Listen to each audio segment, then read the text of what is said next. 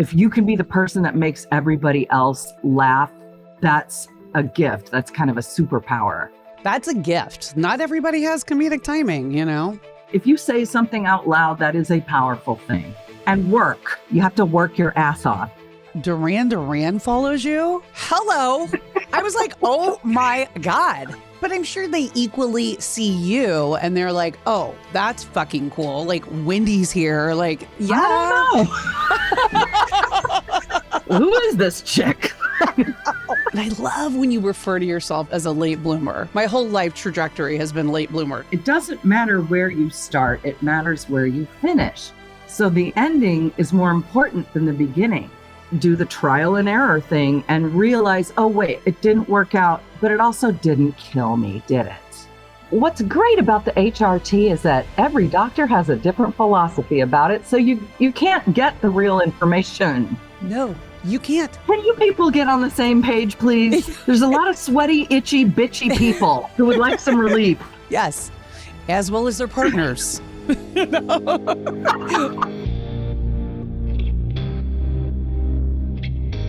Today's guest is a master of sharp comedy, layered characters, and saying exactly what everyone else is thinking.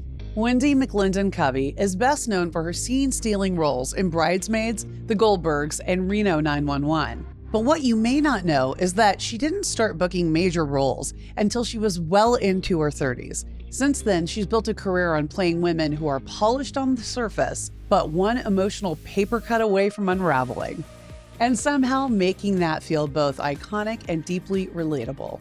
In this episode, we talk about the power of being a late bloomer, the absurdity of Hollywood's obsession with age, the parts she'll never play again, and what she's completely done apologizing for. We also get into improv chaos, on-set truths, comedy myths, and the joy and heartbreak of animal rescue. Wendi is wicked smart, wildly funny, and refreshingly unfiltered. And this conversation is exactly the kind of midlife energy we're here for. Follow the Iconic Midlife wherever you get your podcasts, and share this episode with your funniest, most fearless friends. Wendi, welcome to the Iconic Midlife. It is so great to chat with you again. I'm thrilled to be here. Oh, I'm so glad. I know you're You look so good. Oh my God, you look so good. I love the top you're wearing. I'm obsessed. It's so You're pretty. so sweet. Thank you. Thank you. I know you're busy, so I'm so glad we were able to do this. How's work going? Are you just... It's going really well. And believe me, I know how blessed I am to be able to say that. So it's going well. Started filming season 2 of St. Dennis like back in June. And I have the day off today, which is lovely. And it's been great. It's been really fun. How fun. What's the weekend look like? Like, what does that look like to you when you get time off or time away? Oh, God, I love doing nothing. Oh, the best. The best. I just love staying home. You know, I love it. I love a good putter. Mm-hmm. I like to putter around the house. I've recently resumed my sourdough studies. So I've been driving everyone crazy with that. And so that's a constant cleanup. And gardening, dancing my dance around the house. I just love not being in the car. So nice. It takes very little to make me happy these days. Oh my gosh. Well, you know why I also love you so much is because you rescue animals as well.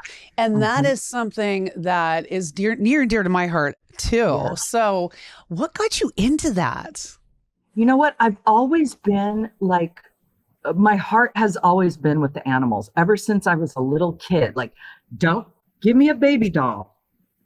When I was a kid, like, don't saddle me with a kid. As a child, but give me all the stuffed animals I can handle. And so I was always like, oh, there's a kitty outside. I have to make friends with it. Oh, knew all the animals in the neighborhood, whatever. And stray cats just kept finding their way to us always throughout my life. And so when we finally got our own house, my husband and I, someone gave us a cat that they couldn't take care of anymore, and it became like the love of our lives. And then again, kitties just keep showing up. They know that we are suckers. They know where the getting's good, Yeah. And it's so funny that you asked that question, because there's been a feral cat living in our bushes for like the last month or so. And today, like 20 minutes ago, it let me pet it for the first time. Oh my, it's a sign. It's a sign. Yeah. Are we talking cat number 7 or 8 now? Oh. This would be number 8, but he has to stay outside, which bugs me. I know. I got to lure him into the backyard, because on the ring cam, we see a little pack of coyote pups in the yard. Oh, okay. Every night this week. So it's like, no. The two don't quite meet up well, No, they don't. Anyway, another thing I got to worry about. But the sweet baby, he figured out, like, okay, you're safe here. Oh, so I love that. Another mouth to feed, but you know what? It's for the love of the animal, right? You got to do it. I can't let an animal starve in our yard. I can't. No, not at all. Not at all.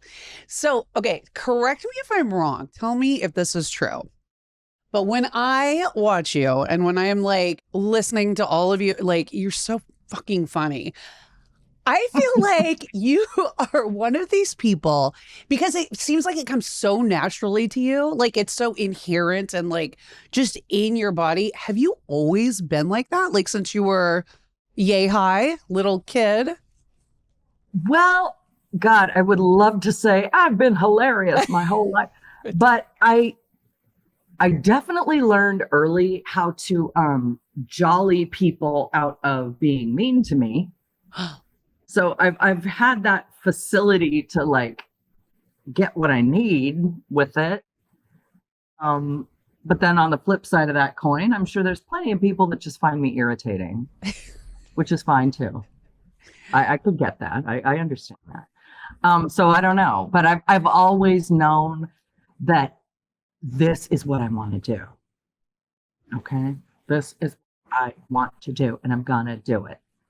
And I'm lucky that I got to. But. So it sort of came out of a defense, like a defense mechanism in a way. Like, it kind of protected you from bullying growing up. Yeah.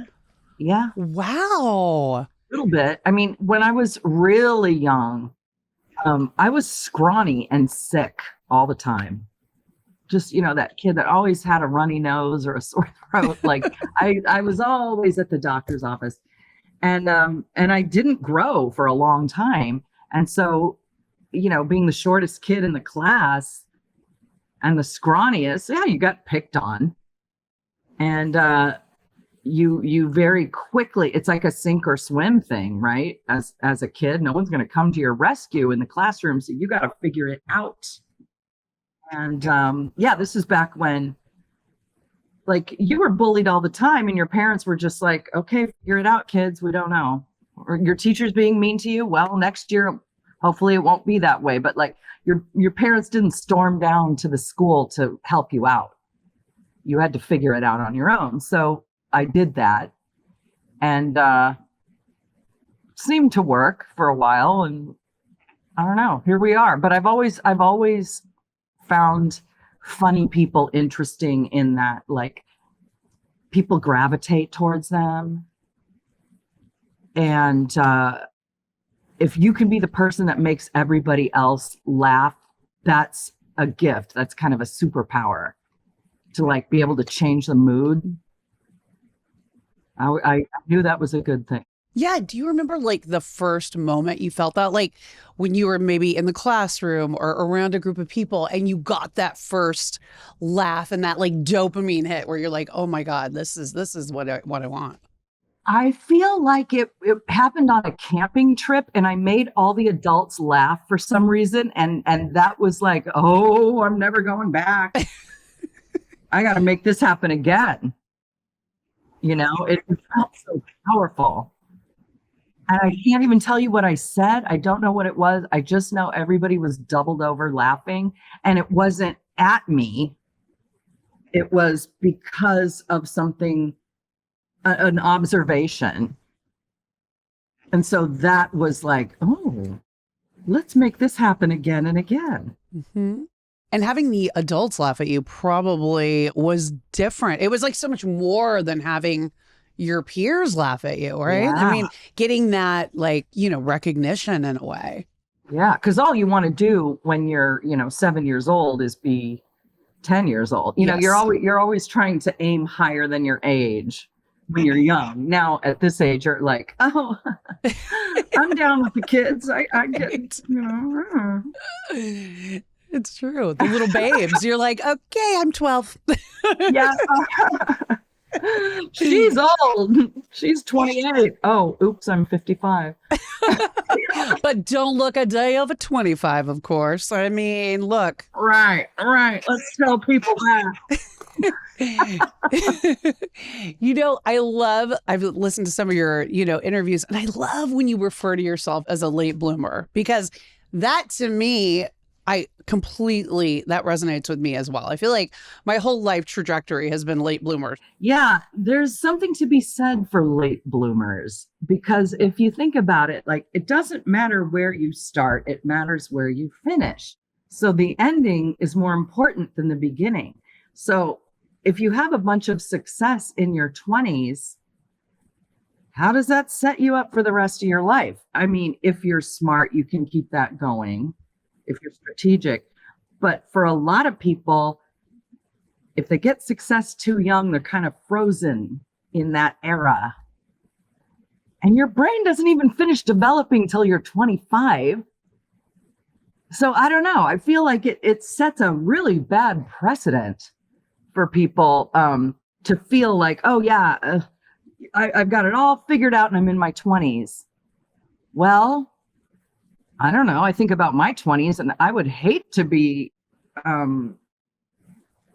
just solidified to any decisions I made back then. Yes. I didn't know what the hell was happening. Now that I'm older, I can appreciate it, or I can see things for what they are, and maybe not take things as personally. Although I still do, but I know it's wrong at least. I don't know. But yeah, late bloomers, I feel like most of us are that. Yes. And there's nothing wrong with it. No, I'm so here for the late bloomer. I mean, it's like a badge. I'd rather peak later than have peaked in high school or in college, right? Yes. I mean, dear God. Yeah, thank God. And thank God we had no social media, because, oh my God, think about I did so many crazy, I'm like, how am I even still alive? Well, yeah. Yeah. Like, exactly. How? Right? Is there anything in your 20s that you're so glad, you weren't so famous for at that time? Well, I got to say that in my 20s, and for anybody listening to this who is in their 20s, like, let's just call it what it is. You were sold a bill of goods that this is going to be the greatest decade of your life. It isn't. It's full of self-doubt. It's full of trial and error. You don't really know what you want in your 20s. You think you do, and everything's legal by the time you're in your 20s. But most of the time you're broke. You're acting a little bit out of desperation. You're acting a little bit out of insecurity. You don't know yourself that much yet as an adult. So yeah, I don't look at my 20s like, wow, I wish I could go back there. No. I felt like, oh, by the time I was 40 was such a great age. Like, I felt like I was climbing onto a life raft. And then 50 was better. Like, for me, it's like, this getting older thing, I like it. I really like it. But I don't know if I answered your question. I can't say like, did I do anything that I would be really embarrassed about? Not really. I was kind of not getting anywhere and just trying things, bouncing from job to job, and sometimes working like 3 dead-end jobs at a time. But that's what your 20s are, I'm sorry. Especially when try to be in a creative field. Yeah. There's no guarantee, right? You're like, I could work all day long at 10 jobs but then you see people that seemingly overnight kind of get something. So it's like, there's no rhyme or reason, right?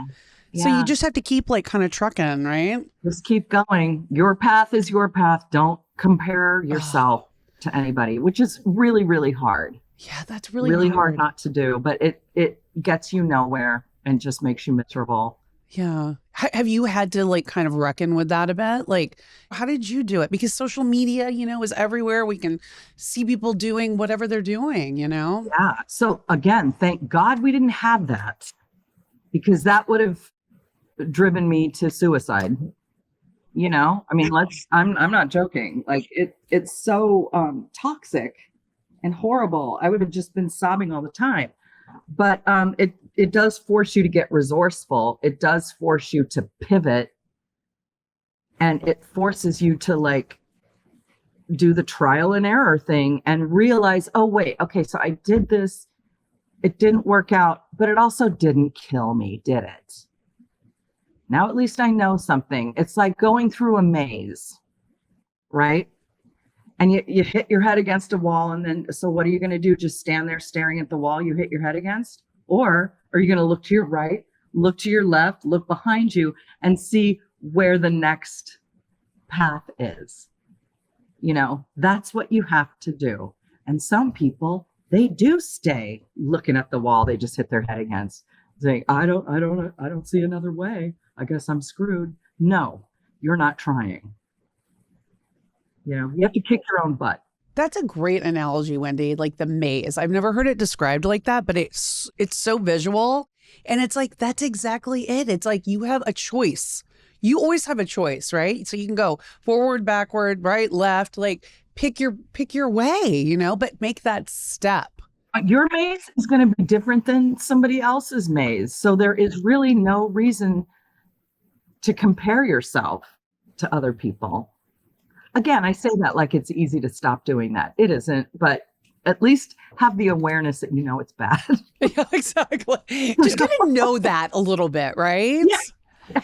Do you think like all of your amazing improv and groundlings, do you think that prepared you even more because you have to be so in the moment? It's like you're getting reactions from it's just so like you're present right there. Do you think that helped prepare you even for like midlife, 100%. 100%. And you don't realize that when you're going into it. But what I have learned looking back is that it really did prepare me for everything, because when you're improvising and you're improvising well, it's not about getting all the laughs. It's about keeping the story moving so that the story goes somewhere. Otherwise, bad improvisers will just end up fighting, starting an argument, and trying to get punchlines out. No. You have to keep adding information so that, again, you keep moving through the maze. So now I can talk to anybody. I can have a conversation with anybody and bluff my way through any topic if I need to, That does come in handy. Don't ask me to give you an example because I can't right now, but it does come in handy. And it's all about saying yes to things. You never deny. So if someone lays out information, you don't turn around and say, no, that didn't happen. No, in improv, you always say yes, and then you justify it. And that's where the comedy comes out. So with that in mind, as you're going through life, just keep saying, okay, then what? Yes, then what? Then what? Then what? That's how you get ahead. That's how you keep moving. That's good too, because if you say yes, if you're a yes person, you don't know what you could be opening opportunity right and left that maybe you didn't before. It's all reframing your mind, right? Reframing your mind. And sometimes it's yes, and I can't do that, but I can do this. But starting from a mindset of what can I do? Feature that. Don't feature what you can't do. What do you bring to the table? Right. Brings another option, even if you have to, right? The option no one's thought of. Yes. 'Cause I always say, like, no one wants dessert until you parade the dessert cart by. And then they say, oh, wait, I do want that. I do want that scone. I do want that tiramisu. You know, it took you showing it to me to realize I wanted it. See, that's also good for women in midlife because I feel like, we can tend to get stuck a little bit sometimes, the weight of the world and Yeah. where we are in life. And these timelines start playing sometimes in your head, and it's like, okay, check myself. Like at 40, am I supposed to be here? At 45, at 50, at 55. And you just kind of go down the thing. And my thing is, I'm like saying, fuck timelines. Like if you want to go and start a business at 75, do it. If you want to, if you're in an unhappy marriage and you want to get out at 60 years old, do it. Like there's nothing holding people to these timelines in their heads. And I wonder if you've ever contended with that. Have you ever had that timeline sort of mentality? Yeah, when I was young, I had it because everybody else did, and so you kind of take on the mindset of the people you surround yourself with. But as you get older and your time becomes more precious and your mental well-being, and thank God people are talking about this more now, mental well-being becomes everything. You realize, or I realized at least, like, hey, I'm in my 50s. I don't feel any different than I did when I was in junior high school. Except I have that lack of self-consciousness now. I can drive a car and I got some money, but I feel the same. So what does that mean? I could live another 50 years. The women in my family live until their early hundreds. So like this is a second, let's talk about this as a second chance. It's almost like, hey, I'm doing it. What's holding me back? Is there something to be gained by me not doing XYZ? No. So do it. Again, maybe you only live 5 more years. Don't you want it to be good? Don't you want it to be blissful? So what's stopping you from doing the thing? It's the fear. It's the fear, And what's the worst that can happen? It doesn't work out. Guess what? How many things in life have not worked out and here you are still? Is it going to kill you? No. Are you going to lose all your money? Well, I hope you're not that ridiculous. But, there's research out there to motivate you or give you a blueprint for whatever that thing is. And what's to stop you? Just do it. Just, God, I don't know. I'm starting to get repetitive, but I think you know what I mean. It's true. It's like get out there, do it. Like don't be embarrassed. I think embarrassment too holds people back a lot of the time. They're like, oh, what will Tom from The Office think, or what will this other mom think, or what whatever it is. It's like people don't have the time to even, I think that they think that people are ruminating over their choices. And it's like, nobody has the time. Like, just go. Dear God, no one's thinking about you that much. No. And if they are, they're mentally ill and you shouldn't be hanging around with them. Like, what's the worst case scenario? They say something snide. Who cares? Who the fuck cares, right? I mean, seriously, are they paying your bills? No. You don't even like this person, it sounds like. So who cares about Tom from The Office? Seriously, Tom from The Office can suck it. So being in Hollywood, geez, you're like on this global platform and there's so much attention. How do you protect your peace and your mental health? One thing, I never moved to Los Angeles. I still live in Long Beach. Oh, you're still in Long Beach? Yeah. Oh, wow. Okay. Yeah, I don't want to live up there. Yeah. So that's a big part of it right there. Sure, I spend hours on the freeway every day, but that's okay because I'm down here. I like it here. People around me are not trying to all do the same thing. My parents are 3 miles away. My best friend is a mile away. Like, I'm set up here. It's very nice. Okay. And I don't do like, you don't see me going to clubs or everybody's party. Like, ugh, please don't make me go to a party. No freak offs. Oh, can you think of anything more dreary I mean, than a freak off? honestly, I'm like, why? Like, there's nothing redeeming. Like, the way these things are described, I'm like, why? It sounds awful. How awful. And what do people think they're going to get? Yeah. A An lasting STD? career or relationship? Yep. Honey, I mean, that's a big part of it. And I do what I need to do to keep my career going. But to me, that does not include like going to every single red carpet bullshit thing there is. yeah. Do you like that though? Do you like going to, like, when you have to do press and like the red carpet? I don't mind doing press. Okay. I would say I do just the right amount, but the red carpet stuff is very soul crushing.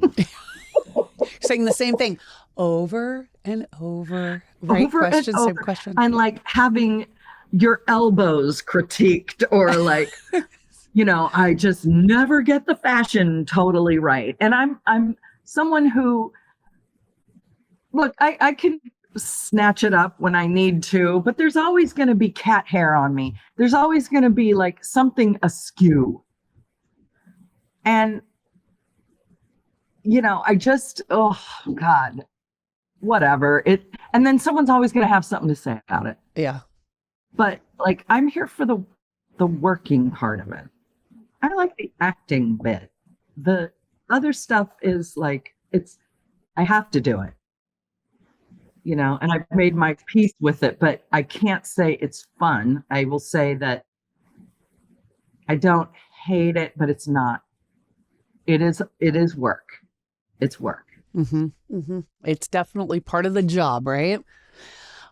What about like with unsolicited advice, specifically about like career or body? And I'll give you an example. Back in my earlier days when I was kind of mentoring with this person, I remember I was going in, we were doing some like hosting stuff, like practicing.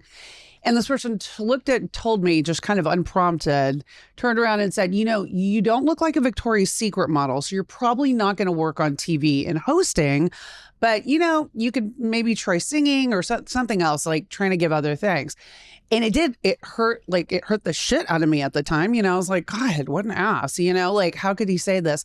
And maybe he was right. But in a way, it kind of fueled me to even be more like, no, fuck that. I'm going to go after it. Like, I'm going to do it my own way, So it was kind of like, I don't want to say it wasn't inspiration, but it was fuel, like in a lot of ways. Yeah. Have you had any experiences like that where it's kind of like that unsolicited, critique or? Oh, somebody always feels like they got to weigh in on such matters, and what I've found is the first person to say something snarky like that is the first person to leave the industry. So, oh, you don't look like a Victoria's Secret model. Yes, most people don't. They don't even look like themselves. Like that takes a weird regimen. You tell me, show me a Victoria's Secret model that's really gone on to break barriers in the industry. And like, I don't know. I just think that's a weird comparison. Like, okay, you're a Victoria's Secret model. That's great. You can walk around in your knickers on the runway while having an active eating disorder. But do those people, are they good at hosting? Like it feels like comparing apples to some other fruit that has a very short shelf life. Totally. It does. Like, that's such a dumb thing to say. Like, yeah. Don't assume that that's what everybody in the world wants to look at or hear from, because then you have plenty of other examples of people that weren't that. I'm looking at you, Oprah. He seems to be doing okay. Made a name for herself. yeah, that's so snarky. And a lot of times people will say things like that as a power play to sort of show you, to kind of get you in line on their terms. But it doesn't even mean that it's true. It just means they know it's going to hurt you or affect you in some way.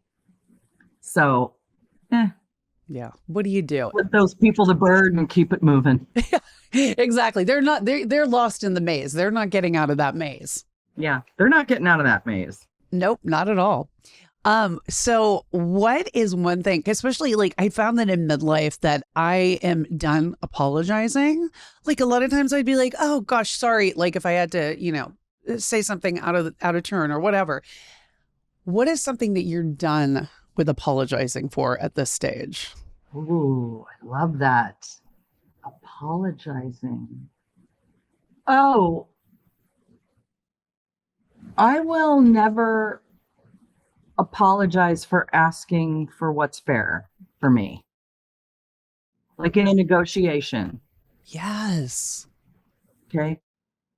And it's funny that's come up less and less. I've been able to prove that I'm worth what I'm asking for. Okay. But it is interesting how sometimes on the other end, an entity that I might be negotiating with is, wow, someone's really, you think you deserve that? Yes. And here's why. And here's what I bring to the table. Do you need references? I've got those too. I've got a track record of X, Y, Z. So yes, this is what I want. And if we can't make it work, then we don't need to do this. I always have one foot out the door and I'm ready to go. Like if I ask for something, and I don't mean this to sound like arrogant or whatever, but like I've put in the time. I've put in, and I know what I bring. So I'm not trying to be arrogant, but like if you want me to come in and do your movie that is half written, I assume you're going to want me to do some improv and fill in the blanks and give some connective tissue. Okay, this is what it's going to be. And if we can't make it work, peace and love. I won't be there. I'm not caving. I know what I've done before. It's fine. I won't die if this doesn't happen. Move on to the next thing. Move on.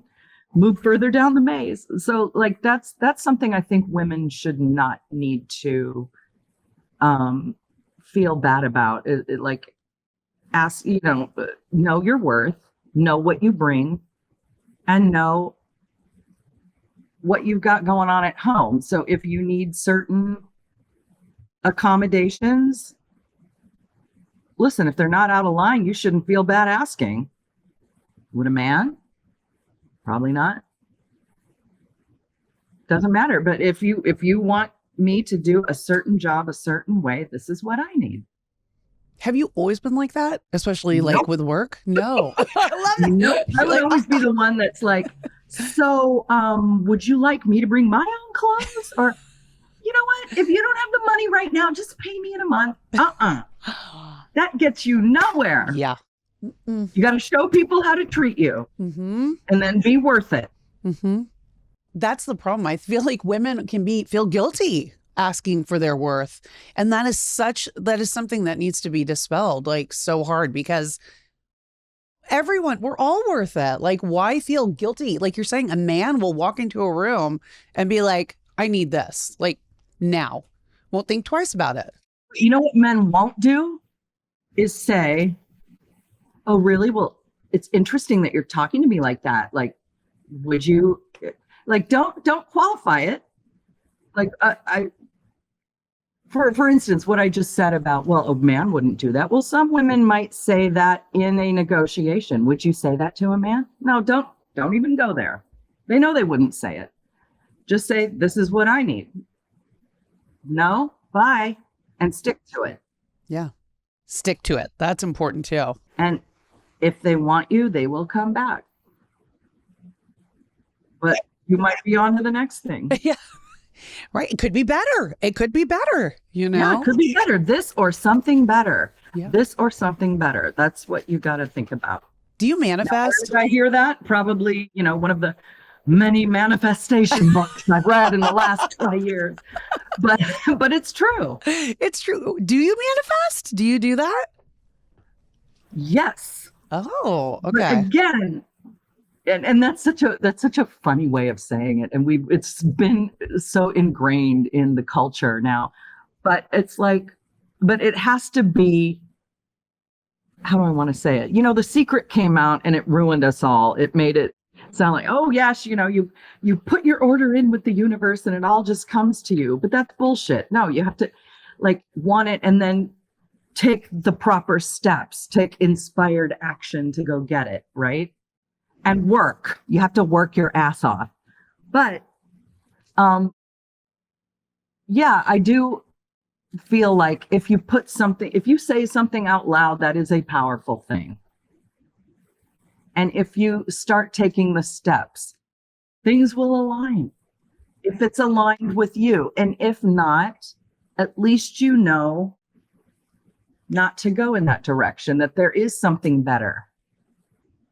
But you just have to know and understand that if something goes away, something else comes along. Always, always, always. Always. Always. Yes. Correct. So when I miss out on something, now at this advanced age, like if I don't get a part or something, I never sulk about that. Because I have never looked back on something that I didn't get and said, damn, that should have been me. I always think, hey, it wasn't mine and I don't want it if it's not mine.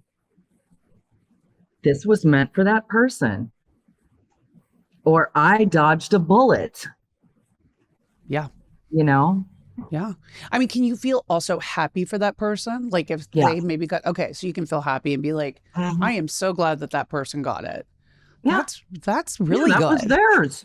That's really good energy to put out, When I was young, I would, that's not fair. You know what? Come on. Don't be like that. It wasn't yours. Shut up about it. Shut the fuck up. Yeah. Yeah. Your life is ruined? No, it isn't. Isn't it funny how those things, we feel like it's the end of the world at that age, Yeah. I'm like, those were the things that were not even, it wasn't even that serious back then. Now it's like, it's so different, You think your life is over because of this dumb little job that you didn't get or some man that you didn't get? Come on. Oh, yes. No. You placed way too much importance on that. Yes, And correct. you're acting like a shitty friend to yourself to keep saying these things. It's true. We are our own worst friends to ourselves, and that kills me because it's like, if you are not good to yourself, how can you expect anyone else to be good to you? Yeah, don't carry that ickiness around with you because it stops everything. Yes, it does. No, it stops your blessings. Listen to me acting like a wizard over here. I don't know. Wizarding Wendy, we like that. There is like this term that's like out that I hate. It's called aging gracefully. And I'm like, oh God, here we go. So they want us to just sit there, sit back, take it as it comes, whatever. And in my opinion, it's more like take it as you want it. Like, so maybe you're aging unapologetically. Maybe you're content with just staying the same. Maybe you want to make changes. Maybe you want to do things different. Maybe you want to do plastic surgery. Maybe you don't want to do plastic surgery. It's whatever that person wants. So what do you think about that whole sort of notion? Yeah, that's a term that I've been hearing since I was a kid. And I understand what people mean by it, but I also think it's very limiting because after a while, you shouldn't even worry about if people think you're aging gracefully or not. What does it mean? Don't make an ass of yourself? Don't wear inappropriate attire? I don't know. But I sure never took that to mean put yourself on the sidelines and start crocheting unless that's really what you want to do. But I think, you know, you want to go fuck with your face, do it, but do it for your reasons. Don't do it because someone online told you you needed to. Because those people are going to tell you did too much. So it's got to be your decision and nobody else's. And don't do it for anyone other than yourself. If you want to go and get your teeth put where your eyelashes should be, then God bless. Okay. And you want to wear an Abe Lincoln hat for the rest of your life, do it. But it's got to be you that's doing it. It's got to be your motivation and yours alone, not because someone else said something. True. I don't know. Yeah. But you know, listen, go wear your hot pants. I don't care. Do whatever.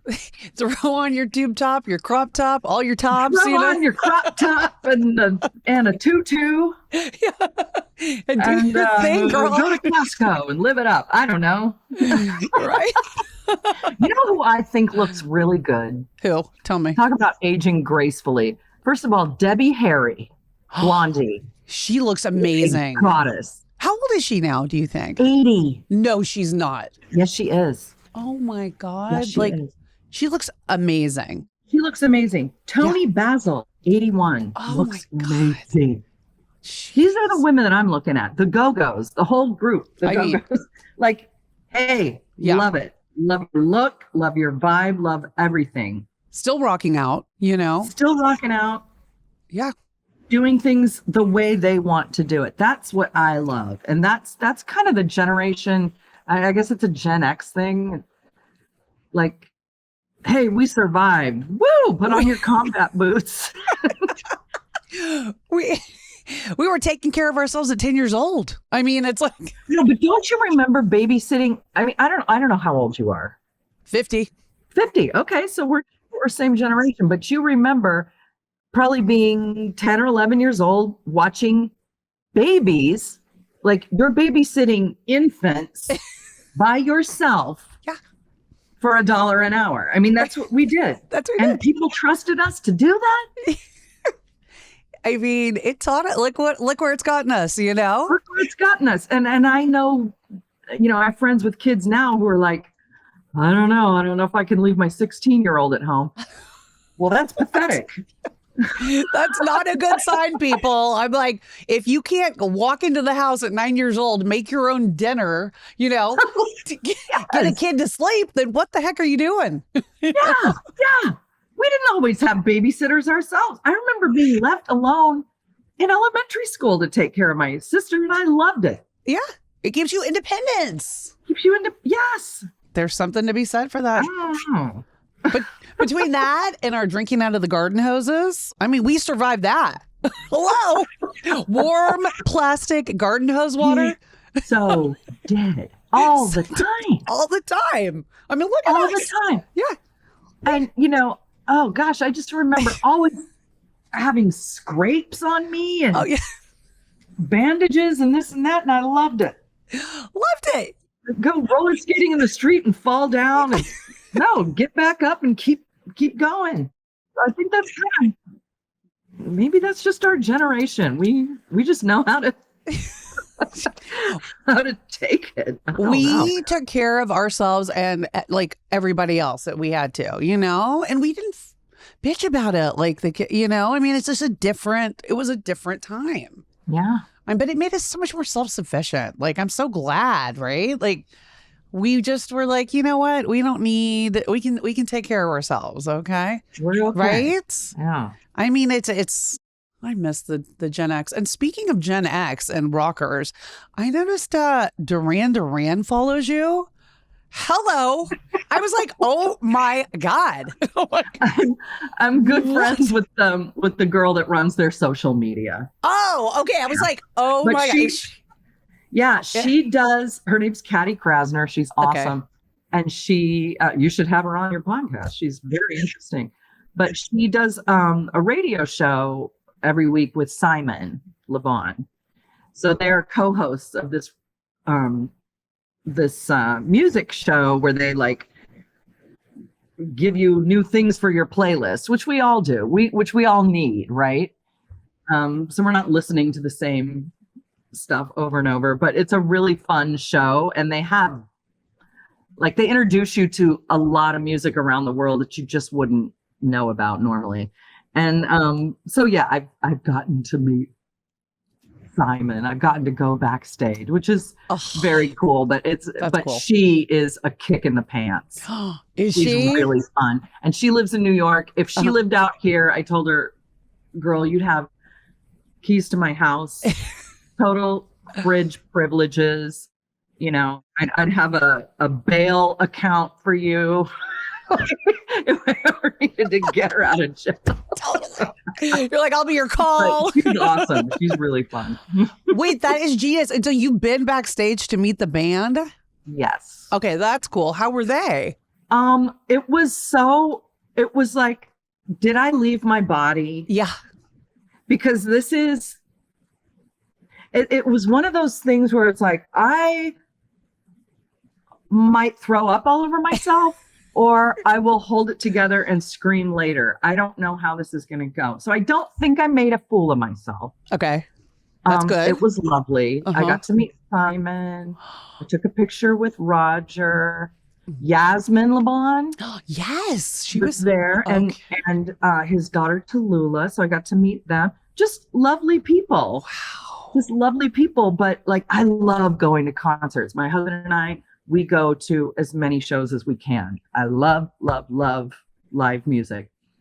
And it's so fun to be able to tell artists that you grew up with, like, oh my God, your music is like the soundtrack to all the plans I was making for world domination. Totally. Your evil plan. So, but it's so funny because the last time I got to go see Duran Duran, it was earlier this year in January. And a friend of mine who is a celebrity photographer now, and he lived across the street from me as kids. We were just like these weird Long Beach kids, and we've had some success, but we went out to the Yamava Casino. Oh, isn't that like in the desert or something, right? In Riverside or whatever, but it's a great place to see a show.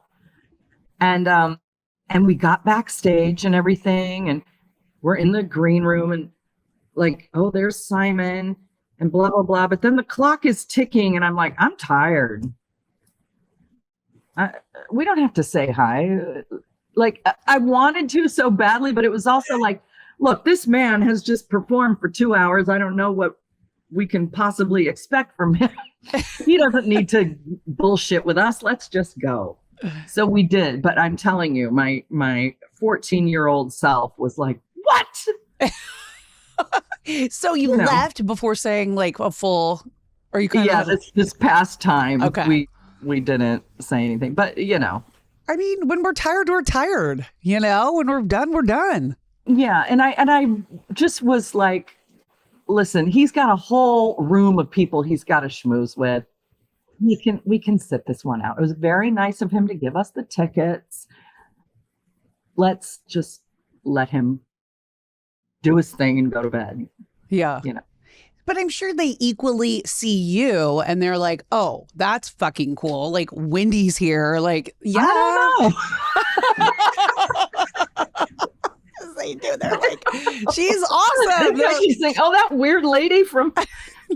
No. Who is this chick? Not even. They're probably like, yes, like, that's awesome. Okay. No, but I'm sure you've had that experience yourself where you're like, oh my God, I'm in the presence of someone that I've been watching for years and years and years, and I just want to tell this person how much they've meant to me all these years. Yes. You know, and it's such a gift to be able to do that.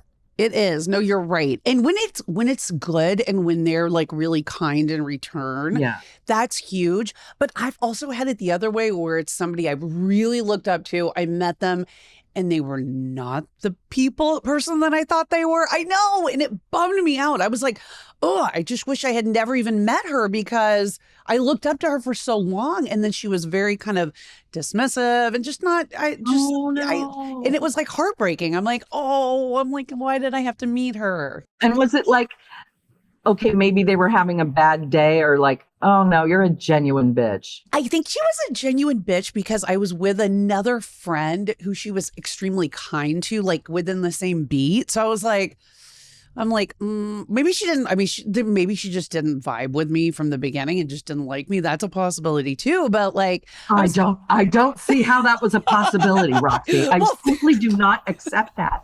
Oh my God. Well, thank you.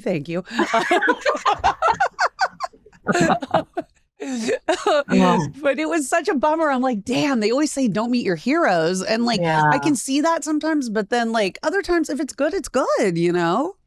That's such a bummer though. And you're like, oh God, well, that, I don't know. I gotta rethink my whole life. Right? I know. Damn. Who was your, like when you were growing up? Yeah. And you watched TV or movies or whatever, like who was your North Star? Like, oh, I want to look like her. I want to be like her. So I was like the nerd child in elementary school who rushed home to watch 2020, Dateline, Oprah, like all the interview shows. So I loved like Oprah, obviously. She's like so good at what she does, but then also like Maria Shriver and like Diane Sawyer and, you know, all these people, Barbara Walters, and like, you know, just seeing all of these women, especially like in the 80s when, you know, women were still climbing that ladder, you know, and kind of trying to get somewhere, like we still are a lot of the time. So for me, that was really like something that I loved. Like I was kind of a nerd in that way, though. I mean, who watches an interview show at 8 years old? Nerds rule the world. There's nothing wrong. Don't you say that like it's a bad thing. The nerds are the ones that get ahead. Right? But you've always known you wanted to be an interviewer. Yeah. Yeah. I love that. Yeah. So that kind of was the thing. I'm like nerd, like interview girl. How about you? What was your thing growing up to watch? You know, I always vibed with like women who had some swagger. Okay. So like your hair and makeup are on point, the nails are there, but you could also kick some ass if you needed to. So like, or like there was a masculine swagger quality like Cher. Goddess. Like Christy McNichol, when she was a younger girl, I saw her on an episode of Starsky and Hutch, and I was like, that right there. Look at how her hair is perfectly feathered when she runs. Oh. Like I never, like girls that did things. Okay. So it wasn't enough to like have on an evening gown. You had to be able to like, I don't know, stick it to the man. Yes. You know, actually, you know, when you're saying that, who comes up, and I remember because I used to watch this show all the time with my parents, was the Carol Burnett show. Yes. Do you remember Carol Burnett? I mean, she was iconic, right? Yeah. And she kind of had that masculine energy in a way because she would stick it to her guy. Same with Lucille Ball. I mean, they had that. They had the could compete. Yes. I'm and like, dominate. Yes, and dominate. And they're funny. Like there's something about people who are funny, like you're saying, that you're drawn to them. I mean, that's a gift. Yeah. Not everybody has comedic timing, you know? No, and not everybody. There was something, the thing with Carol Burnett, it wasn't just that she was funny. It was that there was a warmth to her where you felt like she was talking just to you, you know? And that is the biggest thing about having staying power is your audience needs to feel that you love them and that you're doing this for them.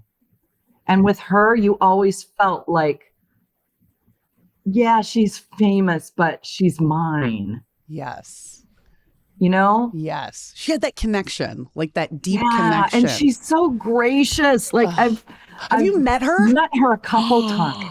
Oh my God. And I haven't been able to like, you know, swoon over her and like, you don't know what you meant to me as a child. But I've run into her, taken some pictures of her, and she really is the most gracious woman with just a glow around her. Dolly Parton has it too. Oh, she iconic. I mean, yeah, where you're like, why don't we just dispatch you to the Middle East? right. Because I think you could fix it just by your presence. In a minute, she could. Yeah. Yeah. Have you met her too? Tell me. No, I did get to go to the CMAs once, and she was like, oh my God, swanning back and forth. And I was like, she has it. You know what I mean? Some people just have, you feel electricity when they're there. Yes. And she has it. It's like when like Moses, like parting the seas. It's like that, right? When she walks in, it's like everybody turns around, right? Everybody turns around. And, you know, she's got she decks herself out in a very specific way, but damn it, it works. Oh, she can get away with anything. Anything. She can get away with it. And you're like, yes, I don't want you to look any different than you do. You are perfect. Yes, more. You are more. a giant doll. Yes, more. We need more Dolly. More. How do I feed off of this? Yes. Yeah. It's true. So what advice would you give to your 25-year-old self? First of all, what was 25-year-old Wendi like? So 25-year-old Wendi was still living at home and going to school and working a dead-end job that I was still lucky to get because it was an office job and not retail at a shitty hotel in Anaheim. Oh, Disneyland area, right? Down the street from Disneyland. And I did know my husband at the time, so that's good. That's the one thing I had going for me that was good. And I just did not know how I was going to get anywhere in life. Because I had no blueprint for what I wanted to do. I knew what I wanted. I had no encouragement. My family just did not think me getting into this business was a good idea. That took a long time for them to come around, but they have. And I just felt very stuck. Very, very stuck. But looking back, that's kind of par for the course. Like, better to feel stuck at 25 than at 40. Get that out of the way. Get all that indecision and ugliness out of the way when you're young. And I'm lucky that I had parents that let me live at home, you know, but I had no self-confidence. I was very, very lost. Very, very lost. And trying to find things to do employment-wise that would, I was trying to do everything but get into acting, but that's all I ever wanted to do. So I thought, well, I got to do something to make a living. And I don't know. I don't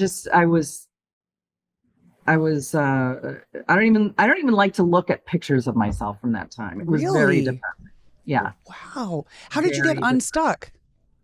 Well, you're not going to hear this from that many people, but I found getting married and leaving the house to be very liberating.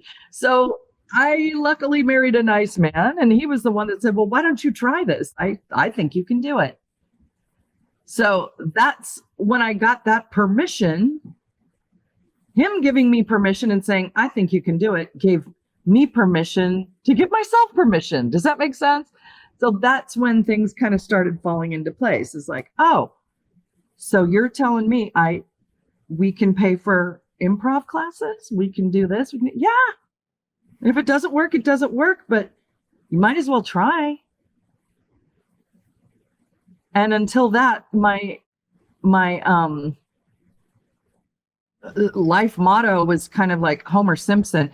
You tried and you failed. So the lesson is never try.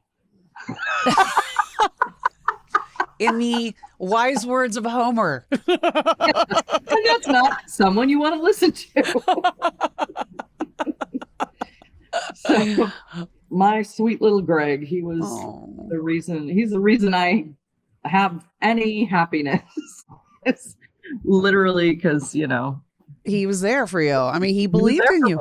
And let me not feel crazy. Does it change and does it evolve over time? Because you guys are still obviously married and, especially in Hollywood. I mean, that's a rarity. You guys have something special. Yeah. You know?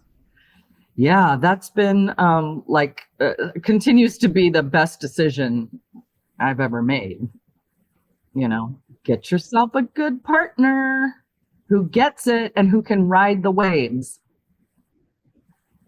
And, the thing of it is like, if I have him, I know everything's going to be okay. It could all go away, but I'd rather be poor with him than rich with somebody else. I'd rather sit in LA traffic with him than go to Paris with anyone else. I know, this is solid. This is my person. No, and if you can sit in LA traffic with somebody and not kill them and be laughing my head off, I mean, that's huge. There you go. I mean, that's everything. Duran Duran in the background, that's pretty perfect. That's pretty good. With John Taylor and Simon Le Bon on one side and the Hubs on the, I mean, don't need them. Oh my God. So how are you living iconically during this part of life right now? How am I living iconically? I don't know how to answer that question. You just are iconic. I mean, come on, lady. I am living iconically by being unapologetic about my decisions at this point. Powerful. Powerful, isn't it? Because anyone that's got anything to say negatively about my decisions is not someone I need to be hanging out with, is not someone who's even close in the circle. So who the hell cares? I don't know. But am I living iconically? Well, I did just get a new floral bathing cap. Oh, I saw this on your Instagram. Yes, Good, lady. Right? I mean, let's bring those back. Let's just bring them back. Yes. And they're dual purpose. Pool, shower. Yeah. I mean, you can do a lot with it. Yeah. I mean, feeding the crows out in the driveway in front of the neighbors. Yes. 100%. I am obsessed with your shower cap. Every lass needs a good shower cap, and the louder the better. Yes. The neighborhood who's the weirdest. And then they don't come over and try to borrow things. It's a twofold, there's a purpose to this. Yes. I want to live in your neighborhood. That sounds like the fun neighborhood. Oh my gosh. Mm-hmm. Oh, so good. Amazing. Yeah. Well, we love to play a game at the end of the episodes. Would you be up for a game, Miss Wendi? I love games. All right. This will be easy for you because you're like improv queen. Okay. Mm-hmm. Let me put on the old specs because these eyes just don't work like they used to. Oh, isn't that something? Yeah. Take care of your eyes, people. Oh my God. Seriously. Get those fish oils in. Oh my God. The eyes, the brain fog, the exhaustion. I'm like, of all the things. The brain fog? Oh my God. Do you get it too? Okay. First of all, I had COVID really bad. Oh, you did. That could be an after effect, but also menopause does that too. Because it's fun being a lady. Yeah. Oh, I know. It's so many things. And then deciding like HRT and like treatment. It's just, yeah. It's a lot, And it's what's great about the HRT is that every doctor has a different philosophy about it. So you can't get the real information. No, you can't. Can you people get on the same page, please? There's a lot of sweaty, itchy, bitchy people who would like some relief. Yes, as well as their partners. My poor husband. It's so bad. He's like, please, can you try something? Because Please do something. yeah, please do something. I can't have you yelling at me every time I breathe, you know? Yeah. I'm like, was that a chew? Yeah. No more night kicking. Yeah, exactly. Okay, so this is called, the name of the game is Say the Quiet Part Out Loud. So what I will do is I will say a phrase, and then, you know, when we typically have like an inner dialogue that's going on in our head, but we kind of keep it quiet. Yes, yeah. Say it out loud. Ooh, that's interesting. Yes, All right. yes. Okay. When someone says, you're aging so gracefully, what's the quiet part you're thinking? Oh, God. I really want to give you something good here, Roxy, but you're aging so gracefully. I would say, no, I just have 10 pounds of makeup on. Good point. Good point. As do we all. What if I told you I was 94? God, you look great for 94. Right? Amazing. Tell your friends. Plastic surgery, you know. Little lift, little tuck. Yeah. Yeah. It's all natural. It's all natural. Natural. Although I did say, while we're talking about facelifts, Kris Jenner looks amazing. Lindsay Lohan looks amazing. I'm like, I want what they're having. What the hell? Now, I want to see that in real life. Yeah. Right? We need to inspect. Yeah. Right? Yeah. But yeah, there have been great strides made. Yes. In that field. Okay. When a producer tells you that they're going in a different direction and it's with a man named Chad.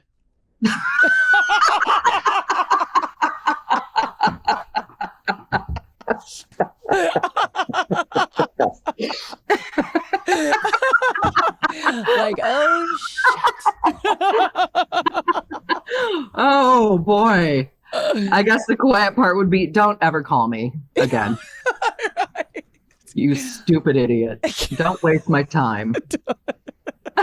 Lose my number. Yeah.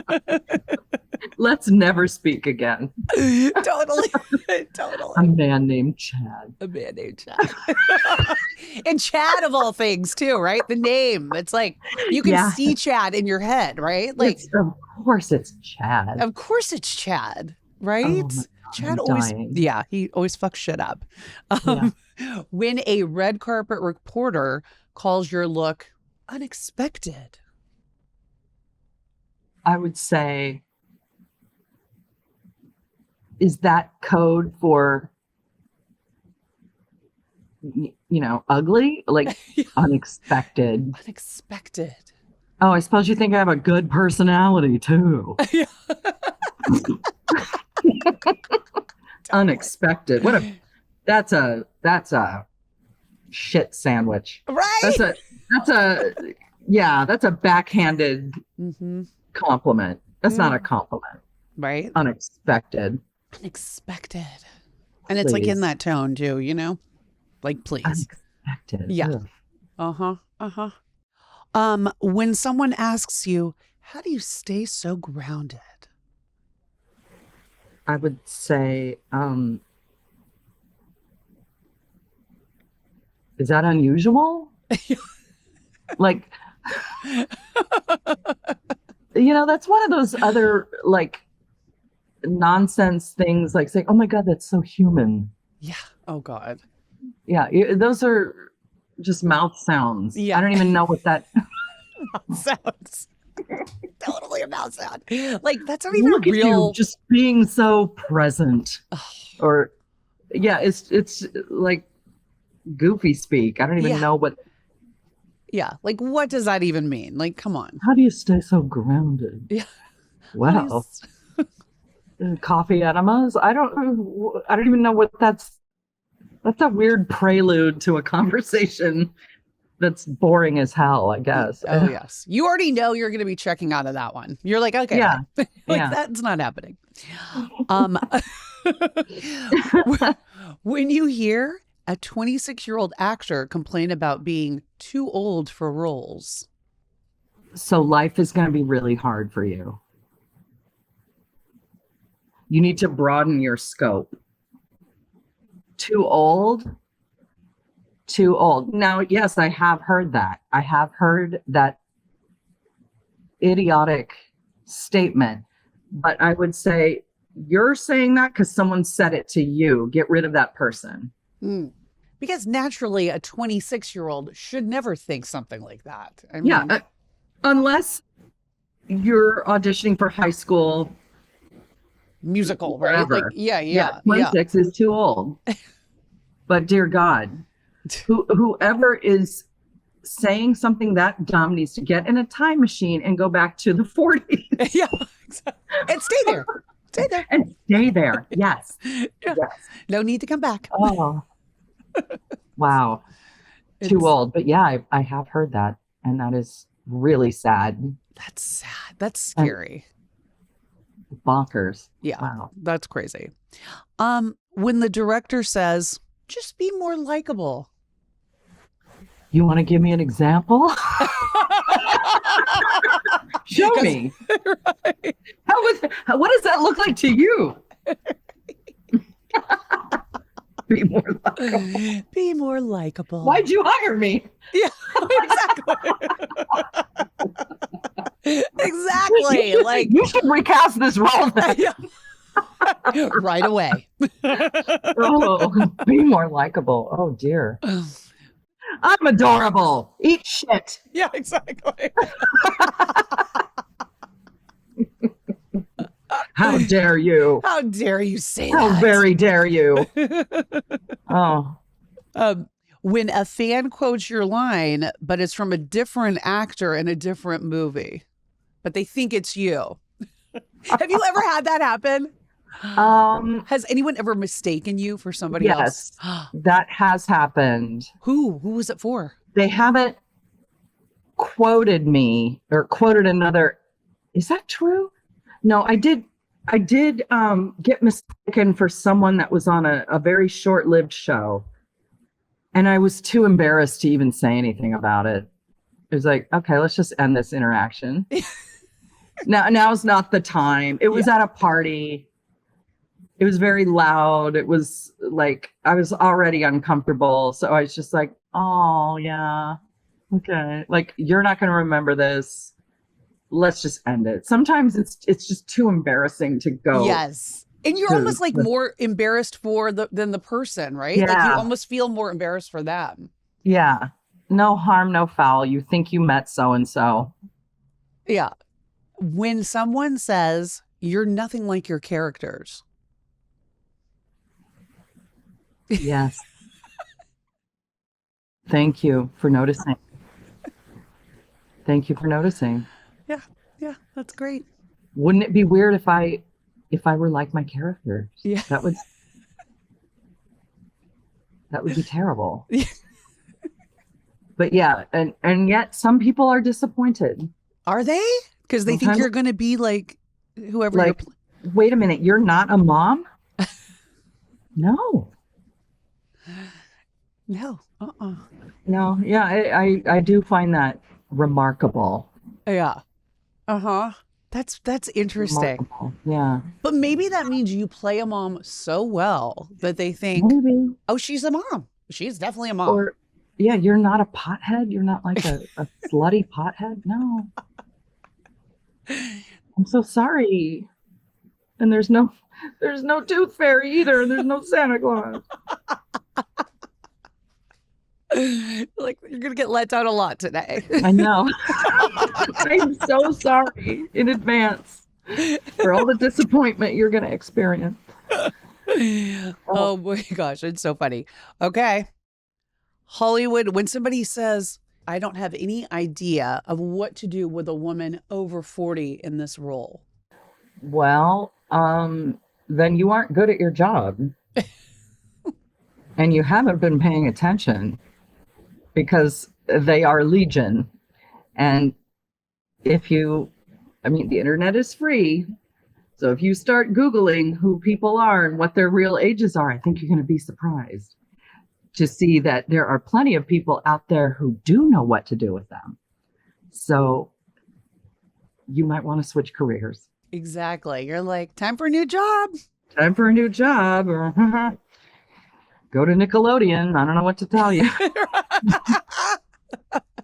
Yep. I mean, come on. I do feel like it's getting better the more I look around. Oh, don't I think you? so too. Yeah. It's really changing, like a lot, which is exciting. I mean, it's about fucking time already. I mean, we are interesting, and there are, I feel like with all there's so many stories that can be told, and there's so many interesting, like, just read the newspaper. There's lots of good stories there to be told. And, that's so weird that anyone would say that. And yet they still do say it. But it's like, who were we talking about earlier? Deborah Harry, Blondie, who is 80. She is killing it. There's like, I could rattle off so many pages and pages of names of women who are still in the game. And if you don't see that, you're not looking. Yeah, they're not evolving. They're not looking, and it's just, it's time to open your eyes. And also, like, getting older is the natural order of things. Like, right. Every person, every sentient being, every object, everything is aging. So, like, why would you swim against that tide? That's what's happening. Totally. Because the alternative is not being here anymore. So why, go with it. Do it the best you can, Yeah. I mean, we're all in this together, lady.